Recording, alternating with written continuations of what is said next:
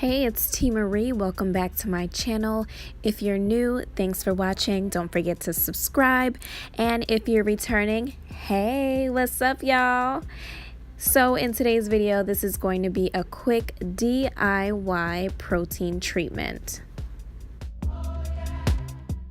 This is another one of my secrets to long, healthy, strong hair. There's so many different ways that you can do these DIY protein treatments. If you'd want to see some of the other ways that I do these treatments, let me know. Just drop it in the comment section and I'll be happy to share with you guys.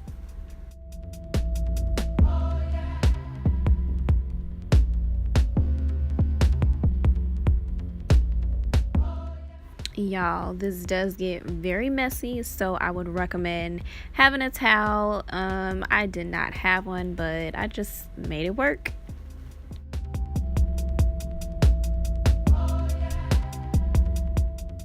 I finished the remaining sections off camera. I really hate long videos, so I just want to get straight to the point. When you're rinsing this out, please use cold water so you don't have egg residue in your hair like I do. But anyways, guys, I hope you like this DIY treatment. Thanks for watching. Please don't forget to subscribe.